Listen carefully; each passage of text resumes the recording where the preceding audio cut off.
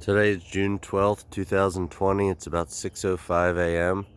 This is my little first year food forest. I've been gardening for about 20 years, but over the fall and winter I built a little food forest here, so it's in its first spring. I'll take you through a tour in just a moment. Here's our, it's built on permaculture principles and polyculture. So this is my bed of lettuce right outside my deck, and you can see all the different lettuces. This is an example of polyculture, planting, for example, kale next to lettuce, next to arugula, next to chives, next to, there's spinach in here, tatsui. There's a little mulberry bush in the back growing. This is germander, an herb, marjoram. We have scallions growing right here. There are some weeds obviously thrown in. Again, more kale, more lettuce. These are echinacea, pink echinacea. This is lemon balm. Then we have over here, we have spiderwort. We have lupine coming up in here. Lupine's a nitrogen fixer, also a edible bean it makes. Up there I actually have 3 fig trees. This is a little brown turkey fig. This is, I believe, an Olympic or Olympia fig. It's just starting to bud out, if you can see that little bud there. And then more lupine in here. The big purple flowers are verbena. They're one of my favorites. We have roses, and then another fig in here. That's a Chicago hardy fig. And then we'll take you down to the food forest here. Got 5 hens and a rooster. Permaculture takes this hill, and I'm redirecting water into a berm, miniature berms that are dug in front of every one of these fruit trees that I'm going to show you, which catch the water. So on this trellis, the first plant we have is, I believe it's an Isaiah hardy kiwi. These little things here will turn into kiwis, hairless kiwis, and it grows real fast. It'll grow up over this trellis. I also have some wires here as my trellis. On this trellis I've got snow peas. You can see there. This is my winter little cold box that I built. On the front of it, it holds aluminum windows that create a greenhouse, and I can grow all kinds of various greens. You got Swiss chard, kale, there's a bunch of herbs in there, all kinds of things. On the back of the greenhouse, coming up to the left, is a sunflower. Then I have dill, I have a nasturtium, Mexican sunflower, different variety of nasturtium. This is a certain kind of orange honeysuckle that blooms in the fall. It'll grow up this. That same honeysuckle is growing up here. Have more spiderwort. As we turn the corner, elephant garlic was planted here, and you can see the scape on this elephant garlic. It's a rare view of that. As I step back, we'll go to the right. We have 2 different types of potatoes. This is the easiest way of planting potatoes ever. Rake the hay back, the soil back, and I just put the potatoes right on the soil and then cover them with a foot of mulch, and then keep mulching as you go. It's real easy. This is valerian root, mainly for the flowers. Brings all kinds of good pollinators and beneficial insects. That's our first vegetable plant. That's a pepper plant back there with wild strawberries growing around it. This is strawberry spinach down to my right. A cucumber seedling.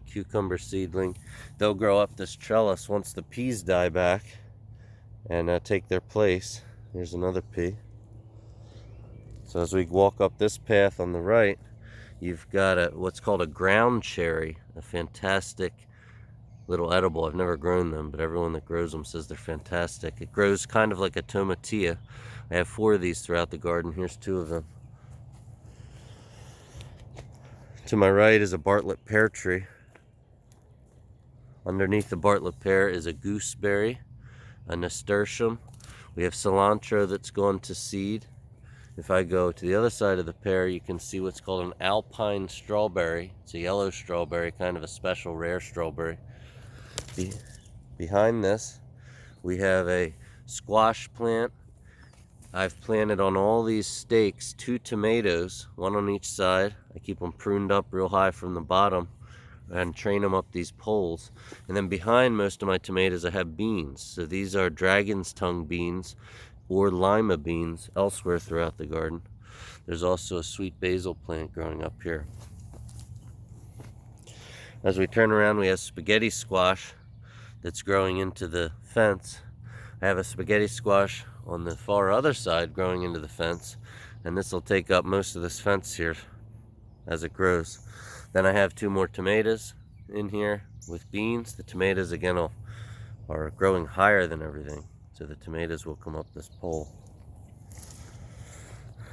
Here I have a water catch system off the chicken coop, and then I actually make my weed tea in here, like a fermented weeds, if you will, and it creates a natural fertilizer, and it's real easy to, take out of here and use in the garden.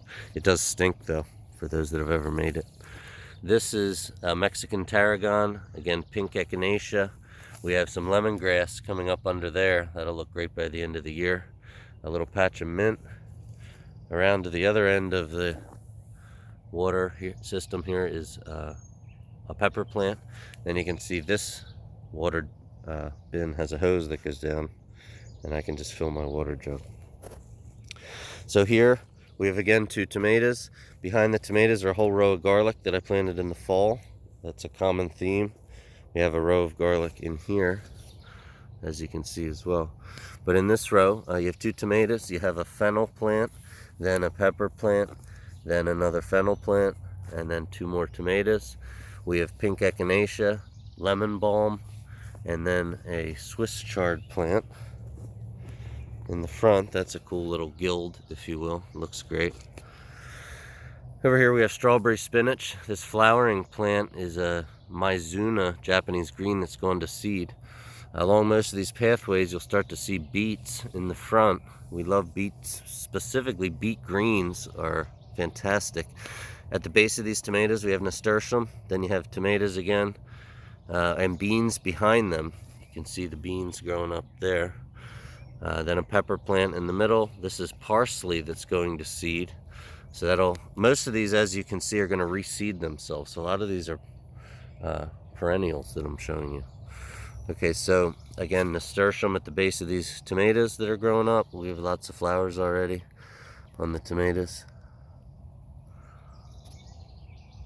Beets. This is again Mizuna that's gone to seed. Really cool plant. This is old-timey blue collard greens, and it's a beautiful plant. You'll see another one in a moment. This is again more fennel. Then we have a basil plant, green basil, sweet basil. This is a beautiful okra plant. I think it's called red burgundy okra. This will get 6 to 8 feet tall and outgrow all this other stuff, which is cool.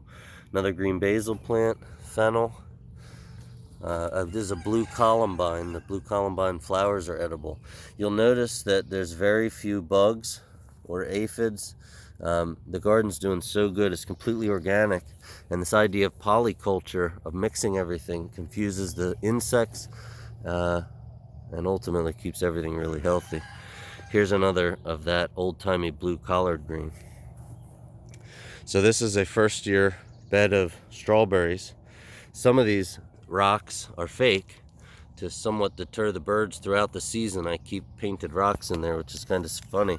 And then you have real strawberries. So we are getting strawberries in the first year, and we have so many planted. Some people say to cut the flowers off in the first year, but we have so many planted that we're not doing that. We're enjoying the strawberries. This is a new section of food forest I have building over there. This is a peach tree that's not doing so hot, and then 5 blueberry plants built on mounds. And then you can actually see an example of my berms that I've dug.